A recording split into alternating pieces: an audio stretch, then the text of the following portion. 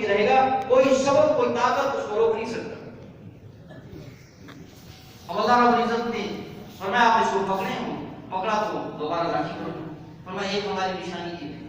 اور دوسری بات جب موسیٰ علیہ السلام کو فرمایا آپ اپنا دست مبارک اپنے بغل میں دے دیں، نکالا باہر، فرمایا سورج کی طرف ان کے ہاتھ سے روشنی نکلتی۔ فرمایا یہ تو نشانی ہماری، تو کرنے والے اللہ ہیں، سب کچھ اسی کے ہاتھ میں، وہی اللہ کرتے ہیں، وہی اللہ کے ہاتھ میں سب کچھ ہے۔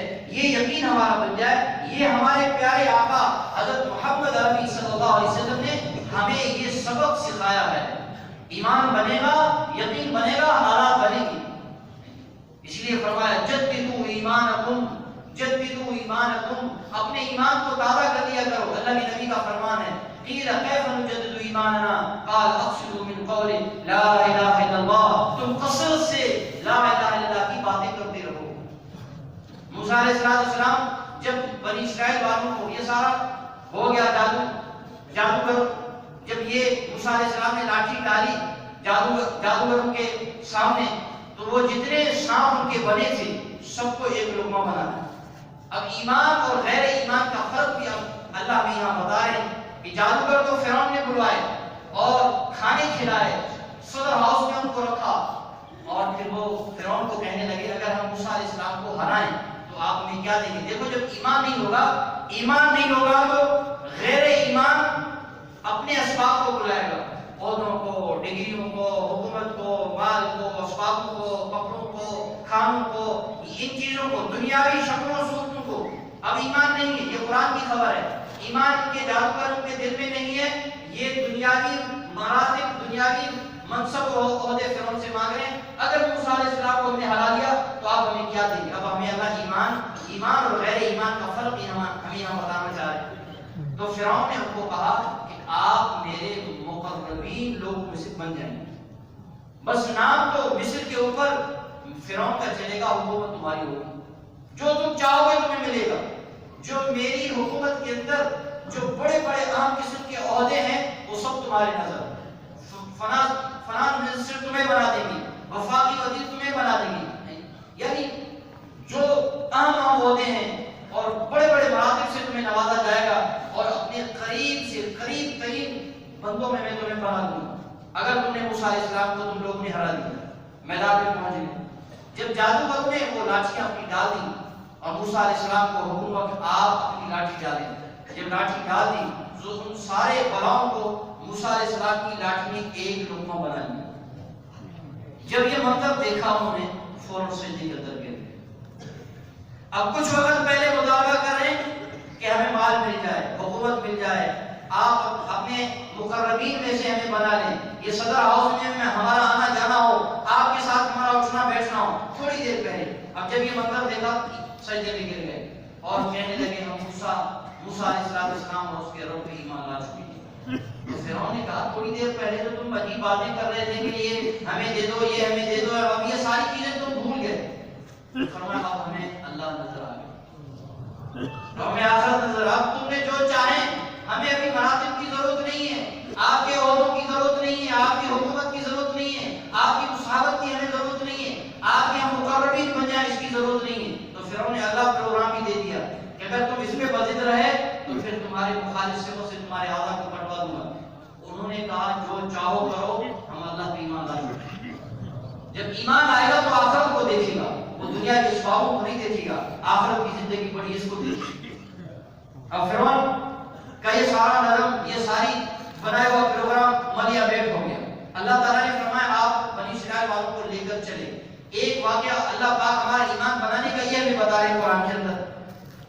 اللہ رب العزت نے موسیٰ علیہ السلام کو فرمایا آپ نے لاٹھی دریا میں مارے، لاٹھی مار دی، وہاں سے رسے بن گئے۔ موسیٰ علیہ السلام بنی اسرائیل والوں کے ساتھ وہاں سے گزر گئے۔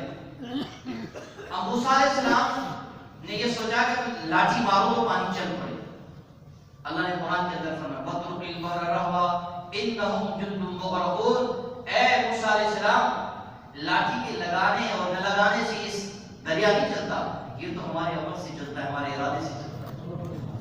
وَاتْرُكِ الْبَحْرَ رَهْوًا، آپ لاٹھی نہیں لگائیں، آپ چھوڑ دیں اس کو، پیچھے ایک لشکر آ رہی ہے، ہم نے اس کو اس کے اندر اس کے سارے کام تمام اکبر نے اب تیری آنکھیں دیکھیں گی، یہ بنی اسرائیل والے دیکھیں گے، کیونکہ یہ ایمان والے بن گئے، اعمال والے بن گئے۔ ایمان اعمال والوں کے ساتھ میرا وعدہ ہے کہ دنیا بھی بناؤں گا، آخرت بھی بناؤں گا۔ اب یہ سارا مصر کا ملک، یہ ساری باغات یہ بنی اسرائیل والوں کے لیے، تمہارے لیے۔ وَاتْرُكِ الْبَحْرَ رَهْوًا إِنَّهُمْ جُندٌ مُغْرَقُونَ۔ آپ اس کو چھوڑ دیں، اب ہم آپ کو دکھاتے ہیں کیا ہوگا۔ ان پانی کو تھمے رہنے دیں، آپ لاٹھی نہیں ماریں، آپ کے لاٹھی لگانے سے رستے تھوڑی بنتے ہیں، یا آپ لاٹھی مار دیں گے تو پانی چل پڑے گا۔ تھوڑی دیر کے بعد اللہ نے بغیر لاٹھی لگائے ہوئے پانی کو حکم دے دیا کہ سب کو ڈبو دو، بغیر لاٹھی لگائے۔ اللہ کرتے ہیں، یہ سارے نظام کو چلانے والے ایک اکیلے اللہ ہیں۔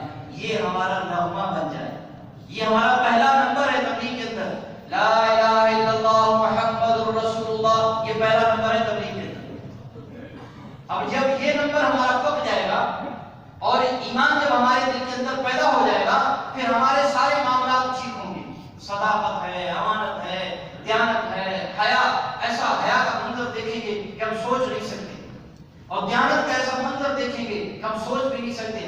پھر مسلمان کی اتنی لمبی تبلیغ کرنے کی ضرورت نہیں پڑے گی، اتنی لمبی تبلیغ کرنے کی ضرورت نہیں پڑے گی۔ مسلمان جہاں سے گزرے گا، مسلمان کی زندگی دے کر کافر اسلام کے اندر داخل ہو جائے گا۔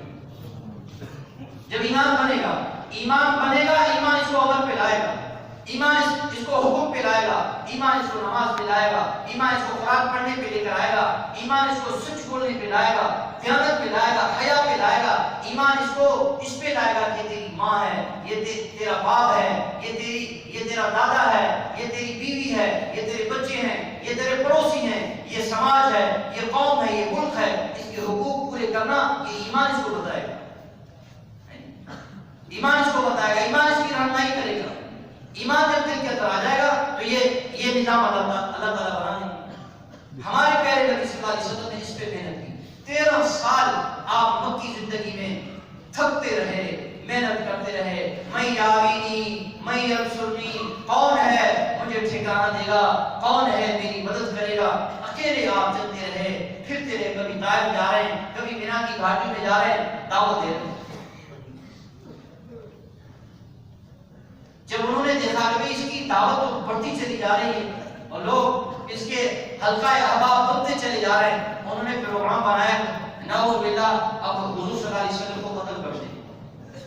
اللہ فرماتے ہیں تمہارے نظام نہیں چلتے، فیصلے تمہارے نہیں چلتے، فیصلہ تو آسمان والے کا چلے گا، فیصلہ آسمان والے کا چلے گا۔ اللہ پہلے بھی حضور صلی اللہ علیہ وسلم کو مدینے میں نکال دیتے، لیکن نہیں، قیامت تک کے آنے والے انسانوں کو، مجھے اور آپ کو، میرا اور آپ کا ایمان بنانا تھا کہ جب اللہ کسی کی مدد کے لیے آ جائے، اللہ کی نصرت جب آ جائے، اللہ کی مدد جب آ جائے تو اللہ پاک مدد کر کے رہتے ہیں، ان کے سارے پروگرام کو بنیا بیٹھ کر کے دکھاتے ہیں، اور سونے کی تلوار لے کر آ گئے۔ اللہ نے فرمایا قرآن کے اندر ہے، اللہ تنصروہ فقد نصرہ اللہ، اگر تم میرے نبی کی مدد نہیں کرو گے، دیکھو میں نے اپنے نبی کی مدد کیسے کی۔ اگر تم میرے نبی کے پروگرام کو لے کے نہیں چلو گے، میرے نبی کی سنت کو اختیار نہیں کرو گے، میرے نبی کا کام تم نہیں کرو گے، اللہ تنصروہ فقد نصرہ اللہ، دیکھو میں نے اپنے نبی کی کیسے مدد کی۔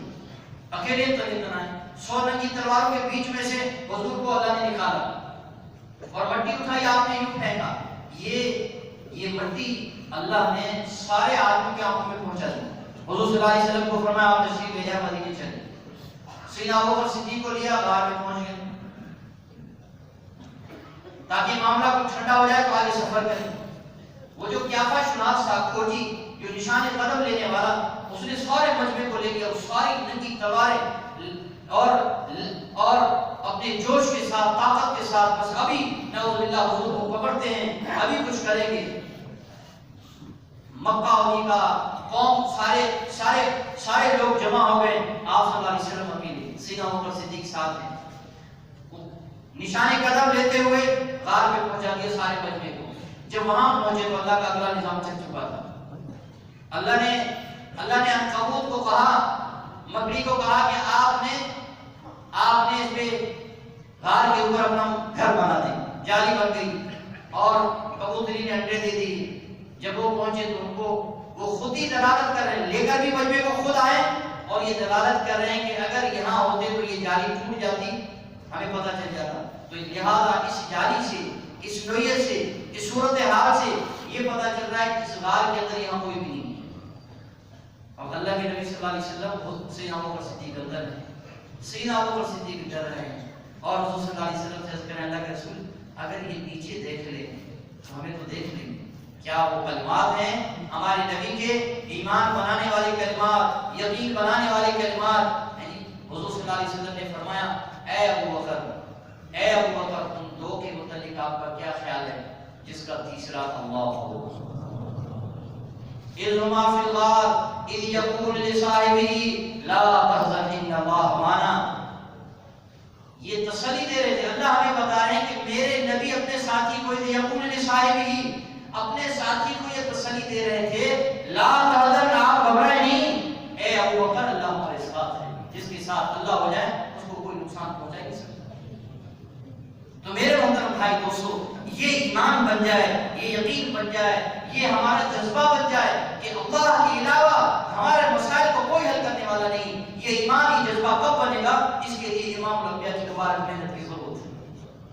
اور اس مبارک محنت سے یقین بھی بنے گا، اس مبارک محنت سے ہماری نمازیں بھی بنیں گی، اس مبارک محنت سے علم کی لائنیں ہماری مضبوط ہوں گی. معاملات میں، معاشرت میں، سماج میں، قوم میں، ملک میں، علاقے میں، حکومت میں ہم اللہ کے احکامات کو زندہ کریں گے، شریعت کو سامنے رکھ کر چلیں گے، سنت کو سامنے رکھ کر چلیں گے، پھر احکامات کے ذریعے سے اپنے حالات کو بنائیں گے. نماز ایک زبردست قوی عمل ہے، اس نماز کے ذریعے سے مسائل حل کریں گے. اللہ نے قرآن میں فرمایا یا ایھا الذین آمنوا استعینوا بالصبر والصلاۃ، اے ایمان والو اگر آپ نے اپنے کام بنوانے ہیں تو صبر اور نماز کے ذریعے سے نماز پڑھتے رہیں، ہم سے مانگتے رہیں، نماز پڑھتے رہیں، ہم سے مانگتے رہیں. اللہ معاف کرے، اللہ معاف کرے ہمیں، ہم سب کو، مجھے بھی. ہم لوگوں کے دروازوں پہ جا کے گھنٹے گھنٹے کھڑے ہو جاتے ہیں. اللہ کہتے ہیں 1-2 منٹ مجھے دے دے، تیرے سارے کام بنا دے. 1-2 منٹ دے دے مجھے، یہ ہاتھ تیرے اٹھ جائیں، ہاتھ تیرے اٹھ جائیں اور تیری آنکھوں سے ایک آنسو ٹپک جائے، بس تیرے کام بن گئے. اور میرا تو کچھ جاتا بھی نہیں، میرے خزان میں کوئی کمی کا خدشہ ہے ہی نہیں، میرا تو کچھ بھی نہیں جاتا. میرے عمل سے، میرے ارادے سے چیزیں بنتی ہیں، میرے ارادے سے کام بنتے ہیں. میرا ارادہ ہو جائے گا کام ہو جائیں گے، میرا ارادہ ہو جائے گا. میرے ارادے کو اپنے ساتھ لے لو. کیسے؟ کہ نبی کا طریقہ اختیار کرو اس کے اندر. اب نماز ہماری بن جائیں، نماز علماء سے پوچھیں نماز ہمیں کیسی پڑھنی چاہیے. یہ تکبیر تحریمہ کس کو کہتے ہیں؟ یہ صرف تکبیر تحریمہ اللہ اکبر یہ فرض ہے. یہ تکبیر تحریمہ اللہ اکبر یہ کہہ دی، حدیث کے اندر آتا ہے یہ زمین سے لے کے آسمان تک یہ پوری خلا صرف ایک دفعہ اللہ اکبر کہنے سے ساری خلا اللہ ایک سے بھر دیتے ہیں. بھائی اتنی تسبیح کون پڑھے گا؟ لیکن ایک دفعہ پڑھنے، ایک دفعہ کہنے سے، ایک دفعہ اللہ اکبر کہنے سے یہ زمین اور آسمان کی پوری خلا اللہ نیکیوں سے بھر دیں گے. ساری 10 زندگیاں بھی اتنی لے کر آ جائے آدمی اتنی تسبیح نہیں پڑھ سکے گا، لیکن تکبیر تحریمہ پہ اللہ اکبر کہنے سے اس کو اتنی ساری نیکیاں مل جاتی ہیں. تو وہ نماز ہو جس نماز پہ کام بنتے ہیں. ایک صحابی کے بارے میں آتا ہے حضرت پہلے رضی اللہ تعالیٰ عنہ، وہ تجارت کا کام کرتے تھے. ایسے راستے میں جا رہے ہیں تو چور نے پکڑا. چور نے کہا یہ سامان رکھو میں آپ کو قتل کروں. اس نے کہا قتل نہ کرو، یہ سامان لے جاؤ. اس نے کہا میرا طریقہ یہی ہے، سب سے پہلے میں قتل کرتا ہوں پھر سامان لیتا ہوں. صحابی رسول صلی اللہ علیہ وسلم نے فرمایا اچھا میں 2 رکعت نماز پڑھوں، کیونکہ نماز یقین کے اندر تھی، ہماری نماز معلومات کے اندر ہے، کبھی پڑھتے ہیں کبھی نہیں پڑھتے. یقین کے اندر، یقین والی نماز جو مسلمان ایمان والی نماز، یقین والی نماز پڑھ کے اللہ سے مانگے اللہ اس کے کام کر دیں گے. وہ طاقت مسلمانوں کے پاس ہے. اس نماز کے ذریعے سے دنیا کے سارے لوگ ایک کام کو ناممکن بنا دے.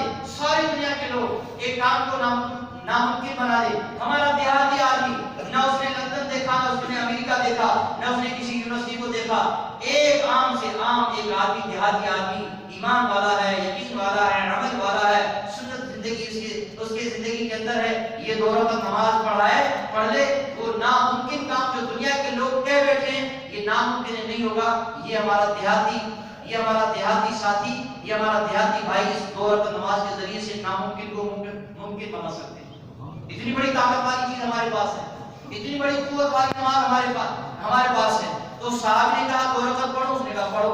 انہوں نے 2 رکعت نماز پڑھی اور نماز 2 رکعت پڑھ کے سلام پھر ہاتھ اٹھا کے دعا مانگی. یا ودود یا ذل عرش المجید یا فعال لما یرید اسألک بعزتک التی لا ترام وملکک الذی لا یرام وبنورک الذی برکانا شکا تکفینی شر ھذا الاسم یا مغیث اغیثنی. یہ دعا ہم نے پڑھی. اب اللہ نے فرشتہ بھیج دیا. فرشتے نے اس شور کو قتل کر دیا.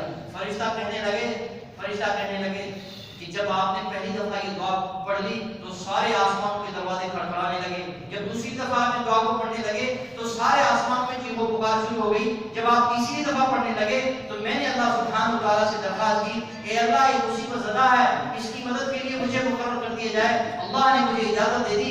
میں نے آ کے چور کو قتل کیا. وہ فرشتہ کہنے لگے جو آدمی اچھی طریقے سے وضو کر لے, اچھی طریقے سے علماء سے پوچھیں اچھی طریقے سے وضو کیسے ہوتا ہے, پانی کتنا گرانا چاہیے, کتنا پانی وضو کے اندر خرچ کرنا چاہیے. ہمارے روزی روٹی کا مسئلہ اللہ کے نبی نے وضو پر ہی حل کر دیا. ایک صحابی حضور کے پاس آئے, اللہ کے رسول غریب ہوں مسکین ہوں مسئلے حل نہیں ہو رہے. فرمایا باوضو رہا کرو آپ کی غربت ختم ہو جائے گی. باوضو جو آدمی باوضو رہے اللہ اس کی غربت ختم کر دیں گے. اور وضو کے اندر ایک دعا ہے اللہ مغفر لی ذنبی ووسع لی فی داری وبارک لی فی رزقی. وضو کے دوران اس دعا کو پڑھتا رہے اللہ اس کی روزی کی تنگی دور کر دیں گے.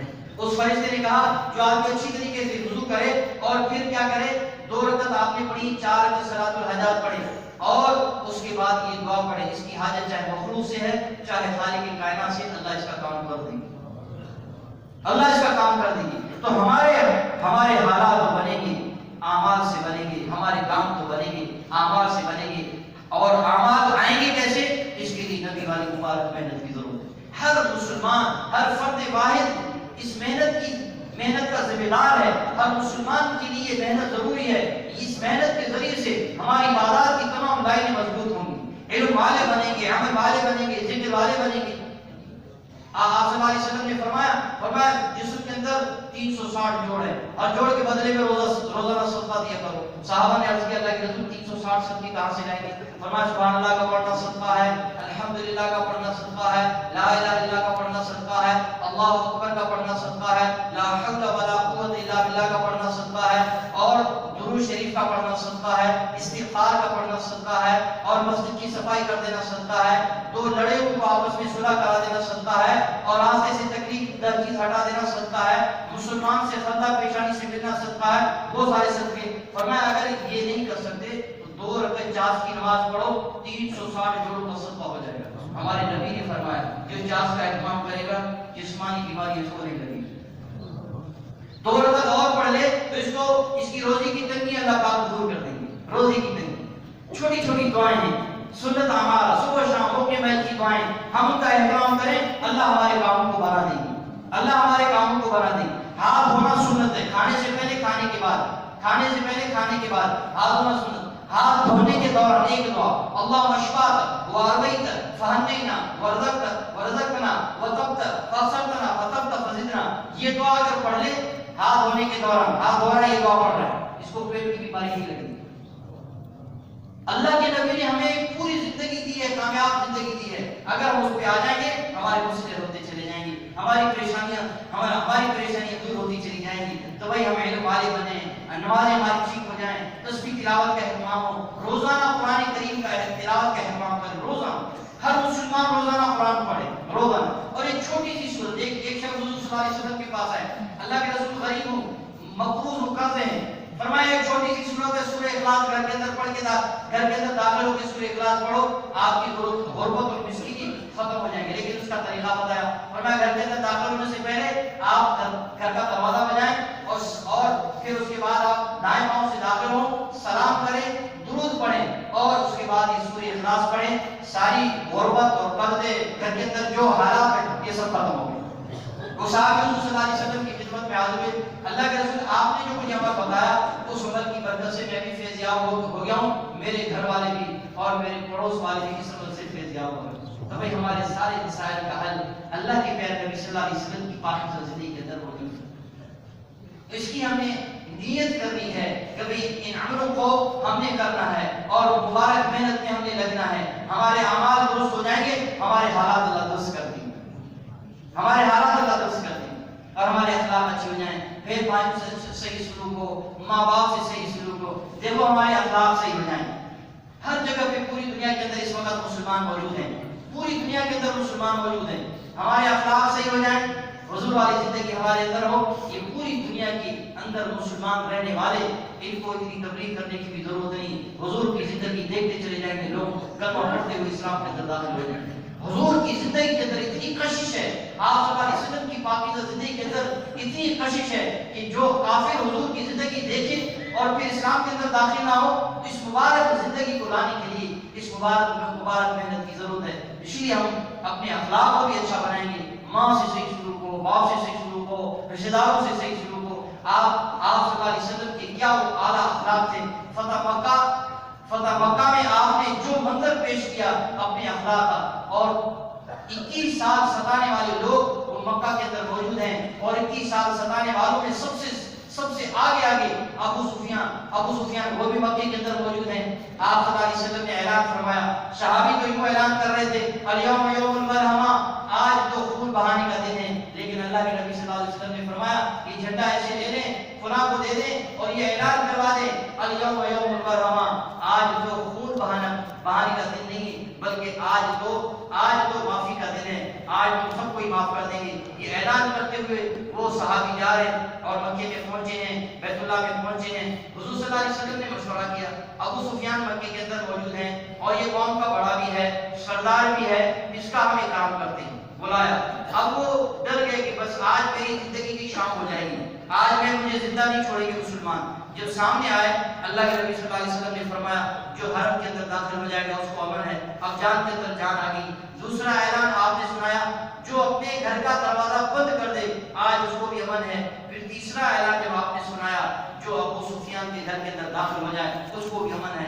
جب یہ اعلیٰ اخلاق دے کر کلمہ پڑھ کے مسلمان ہو، تو میرے محترم بھائی دوستو، اس کے لیے آپ سے درخواست ہے، گزارش ہے، اس مبارک محنت کو ہم نے زندہ کرنا ہے۔ اس کے لیے تو میری جان، اس کے لیے تو میرا مال، اس کے لیے میری عزتیں، میرے گھر بار، بیوی بچے، سب اللہ کے لیے ہم لگا دیں گے تاکہ یہ محنت زندہ ہو جائے۔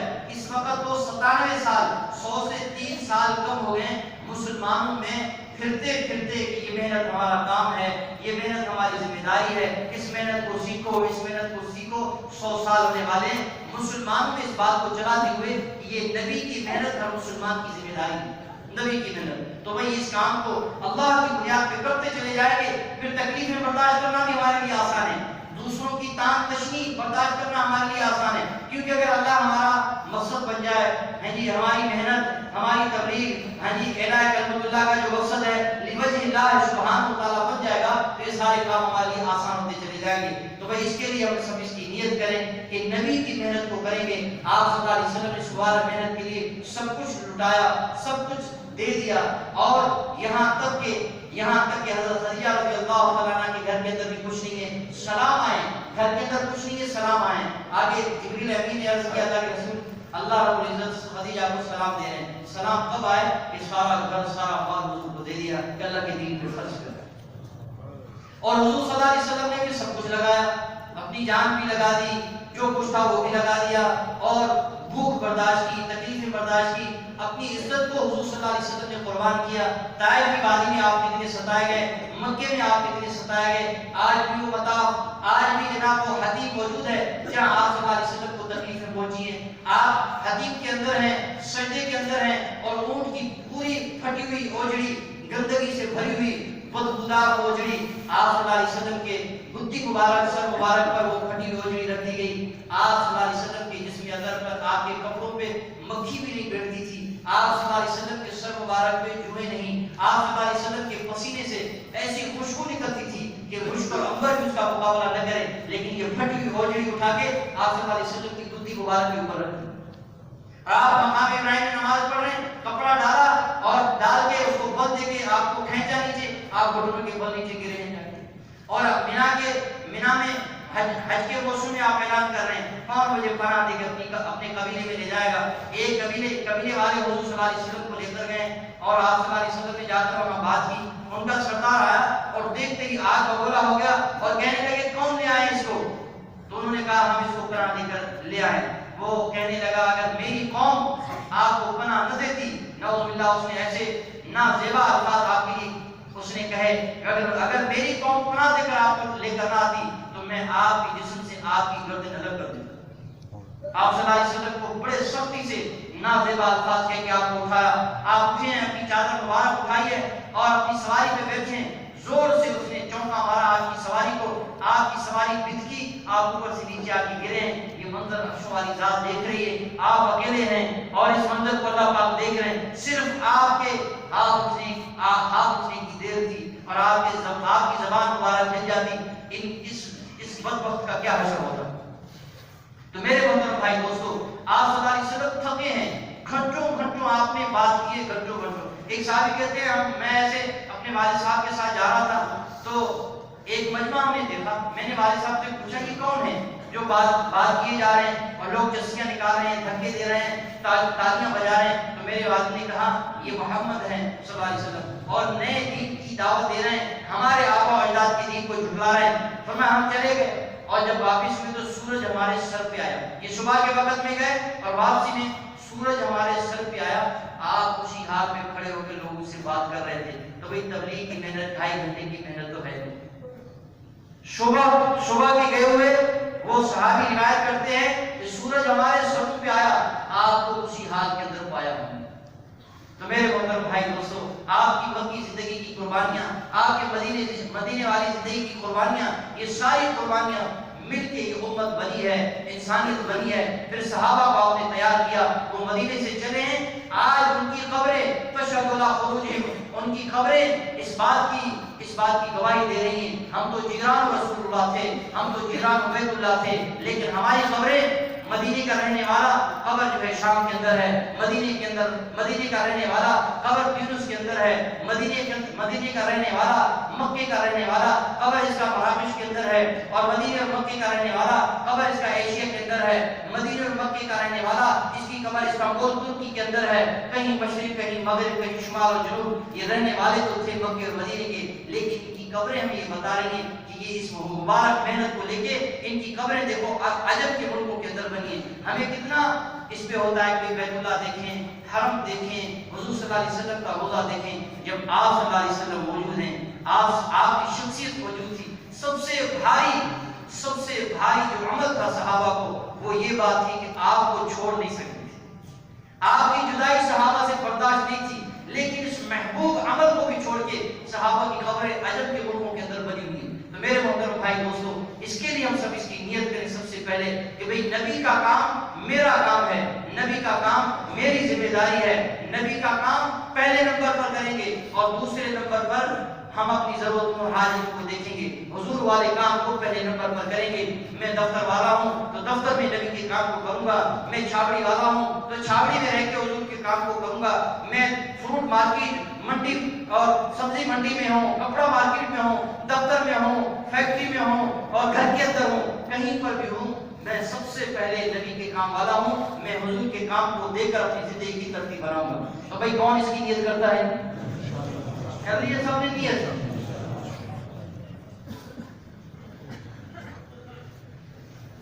اچھا جی, اب جو تو ہم سے ہو گیا اس پہ میں بھی توبہ کروں.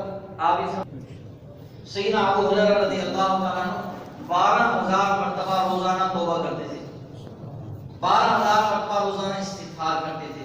میرے محترم بھائی دوستو, یہ ہمارے نبی کی سب سے بڑی سنت ہے جس کو آج امت مسلمان چھوڑ کے بیٹھی ہے. اور ہمارے نبی کی سب سے بڑی عبادت, سب سے بڑی سنت, سب سے بڑی عبادت وہ یہ دعوت والی محنت ہے. وہ دعوت والی محنت ہے, کیونکہ فرض نماز آپ نے 11 سال پڑھی ہے, لیکن تبلیغ آپ نے 23 سال کی ہے. اور زندگی میں حج آپ نے ایک دفعہ کی ہے, زندگی میں حج ایک دفعہ کی ہے, لیکن تبلیغ آپ نے 23 سال.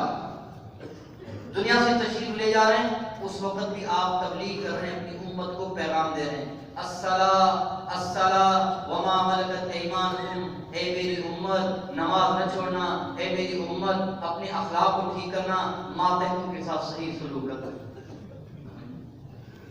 سب سے بڑی آپ کی عبادت, سب سے بڑی آپ کی عبادت, سب سے بڑی آپ کی سنت, عمرے آپ کی گنتی کے.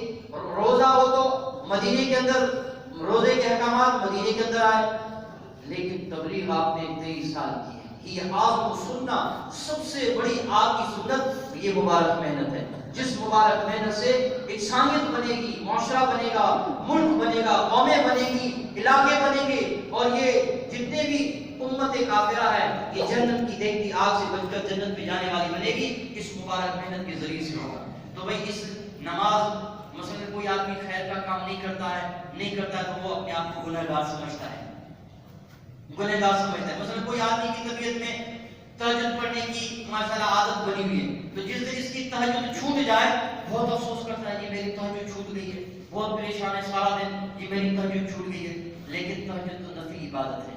ایک آدمی کی عادت بنی ہوئی چاس پڑھنے کی، اگر چاس رہ جائے تو آدمی بہت پریشان ہو جاتا ہے، لیکن یہ تو فرائض کو زندہ کرنا، پورے دین کو زندہ کرنا، انسانیت کو جنت کی دیکھتی آگ سے بچانا، حالات کا ٹھیک ہونا اس مبارک محنت کے اوپر ہے۔ اس محنت کو نہ کر کے مسلمان کے اندر یہ احساس نہیں ہوتا کہ میں نبی کے کام والا ہوں، دکان پہ بیٹھا ہوں، سارا دن میں نے 500 باتیں کاروبار کی، ایک بات بھی میں نے اللہ کی نہیں کی، میں نے 500 باتیں دفتر والی کرسی پہ بیٹھ کر میں نے 500 باتیں کی اپنی دنیا کی، ایک بات بھی میں نے ذمہ داری کی نہیں کی کہ کسی کو بتاتا کہ بھائی میں مسلمان ہوں، میری ذمہ داری ہے، مرنا ہے، قبر ہے، حشر ہے، موت کے مرنے کے بعد آنے والی زندگی ہے، وہاں کے حالات ہیں، ایک بات بھی میں نے نہیں کی۔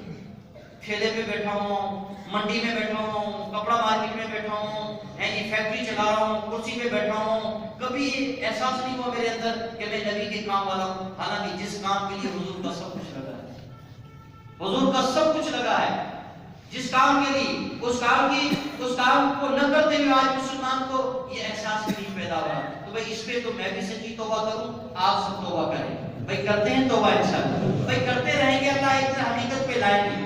ابھی تو ہمیں یہ بات سمجھ میں نہیں آ رہی، ذرا عجیب بھی لگے گی، لیکن کرتے رہیں گے توبہ اور لگے رہیں گے، اللہ سے مانگتے رہیں گے، اللہ پاک ہمیں حقیقت پہ لے آئیں گے۔ تو بھائی انشاءاللہ کریں گے توبہ انشاءاللہ، اور اللہ سے مانگیں گے کہ اللہ ہمیں حضور والی جنت کے لیے قبول فرمائے۔